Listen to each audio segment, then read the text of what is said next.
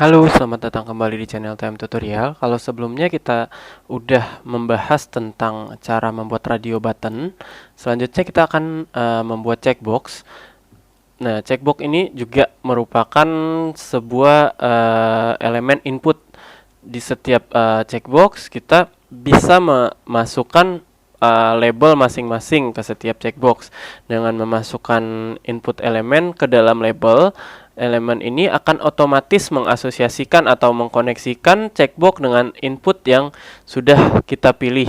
Nah, setiap checkbox itu harus memiliki sebuah nama atribut, dan ini adalah praktek terbaik untuk mendefinisikan hubungan antara checkbox input dengan label yang sudah kita setting di atributnya sebelumnya. Nah, di sini saya akan menambahkan 3 checkbox di bawah label, tapi sebelumnya saya akan membuat break dulu supaya di sini tidak berantakan ya, supaya dia akan nantinya terpisah.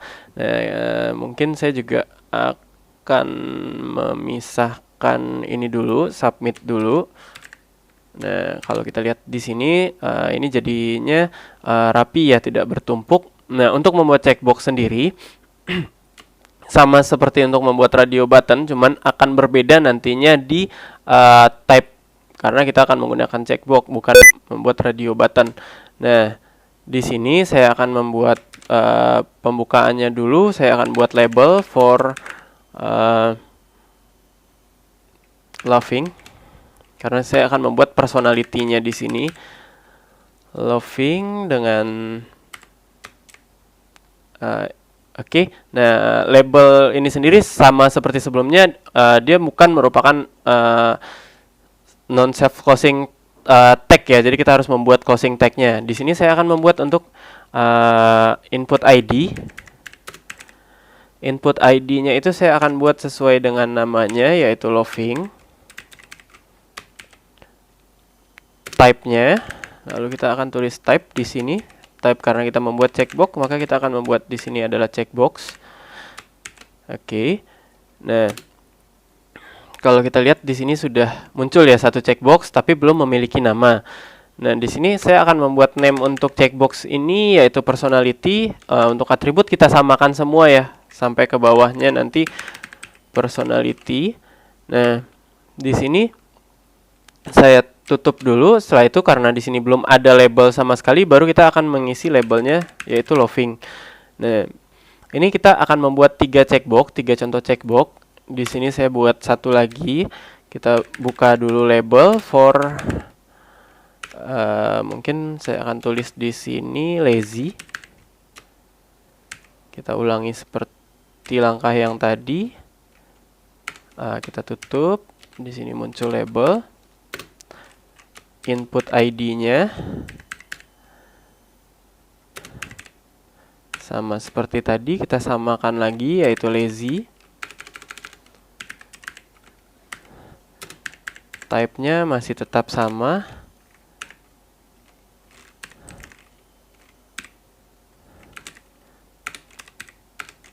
Checkbox. Nah, kalau kita lihat di sini sudah muncul satu checkbox lagi, tapi sama seperti tadi masih belum memiliki label. Di sini kita akan isi name yang sama personality sebagai atributnya. Oke, kita tutup. Kita berikan tulisan di sini lazy supaya dia akan muncul lazy. Nah, karena kita akan mencoba untuk membuat 3 sekarang, saya copy paste aja. Nah,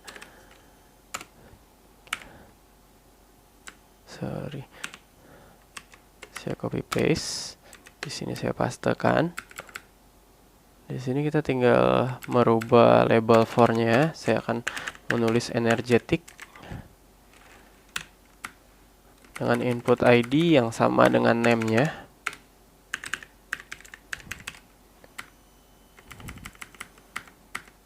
Type tetap sama checkbox. Di sini personality-nya tetap personality. Di sini kita isi dengan energetic. Nah, apa sih bedanya antara checkbox dengan radio button? Kalau sebelumnya kita sudah bikin radio button ini bisa kita gunakan untuk mengirimkan juga ya, user misalkan ingin membuat sebuah option nih, dia ingin mengisi option, tapi si radio button cuman bisa satu, dia tidak akan bisa aktif keseluruhannya, dia cuman bisa berupa satu option yang akan bisa dipilih. Sedangkan checkbox ini bisa untuk multiple choice seperti ini.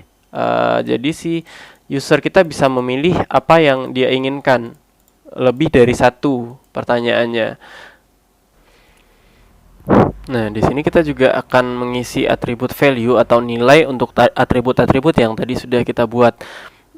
Fungsinya adalah ketika kita mengirimkan data ini ke server, termasuk dengan entry yang sudah dipilih oleh user, si atribut ini akan mengenali apa yang kita kirimkan ke server. Sebagai contoh, misalkan kita memilih indoor yang akan kita kirimkan, si server akan mengenal kalau si user memilihnya indoor.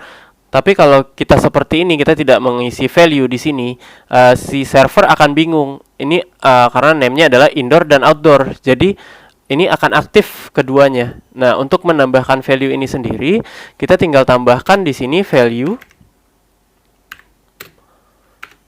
sama dengan, nah, jangan lupa tanda kutipnya kita isikan di sini untuk indoor, tapi sebagai catatan untuk value ini kita harus menggunakan huruf kecil.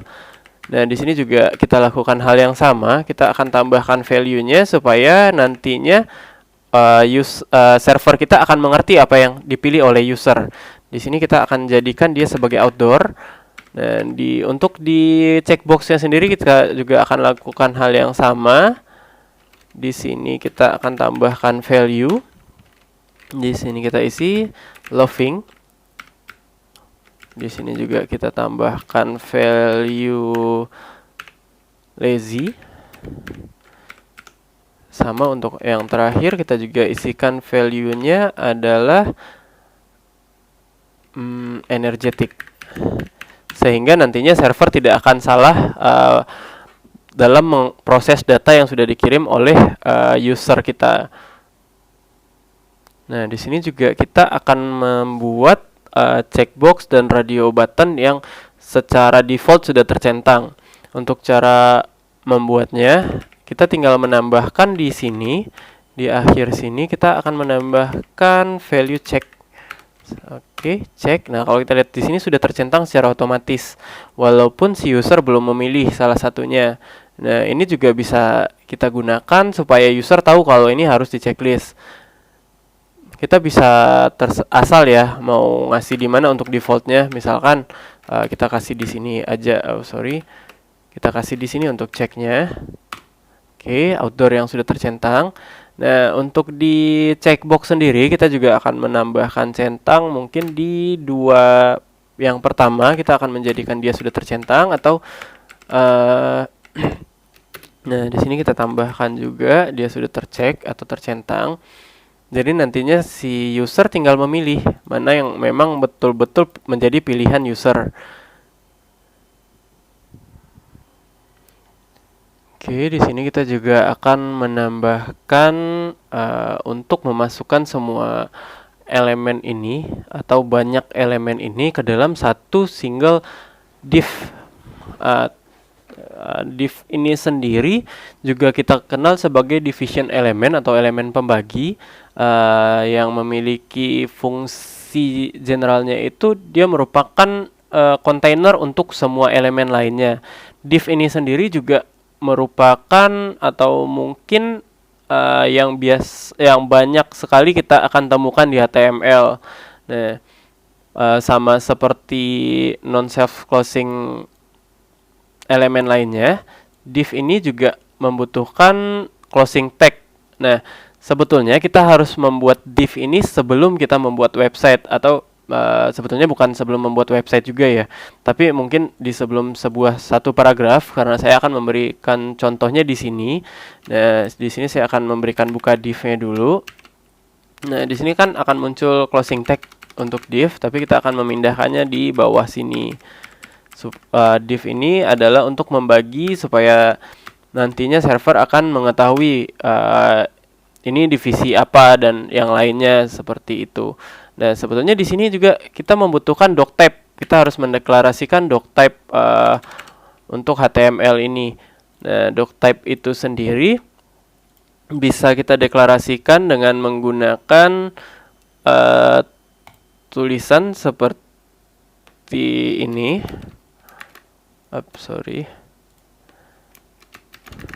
Nah, doctype HTML, dan di bawahnya kita juga perlu mengisikan ini adalah HTML supaya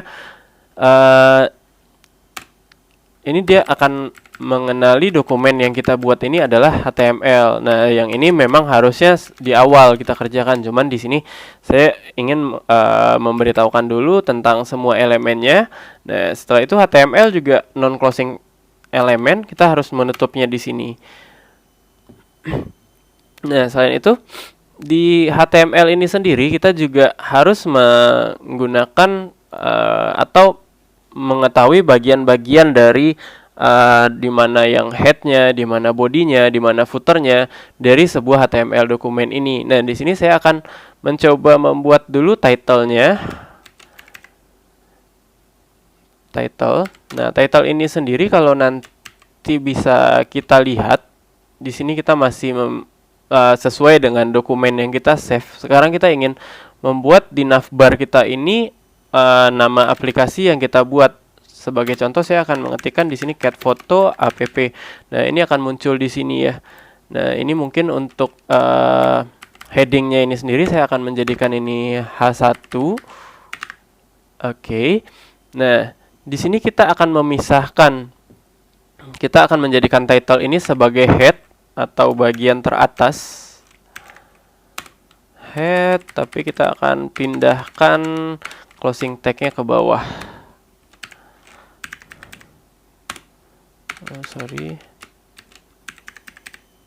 Oke. Nah, sedangkan untuk yang H1 sampai ke bawah itu akan kita jadikan sebagai bodinya, kecuali footer. Di sini saya akan menjadikan ini sebagai body dari website kita. Nah, dan saya akan meninggalkan footer di sana. Jadi di sini ini adalah bodinya. Oke, mungkin untuk HTML untuk dasar-dasarnya sekian dulu, dan di part selanjutnya mungkin kita akan mulai masuk ke CSS. Terima kasih sudah menonton video yang saya buat. Jangan lupa like, komen, dan subscribe untuk kemajuan channel ini. Mohon maaf jika ada kesalahan dalam penyampaian dan juga mungkin masih ada kekurangan-kekurangan. Terima kasih sekali lagi sudah menonton channel TM Tutorial. Assalamualaikum warahmatullahi wabarakatuh.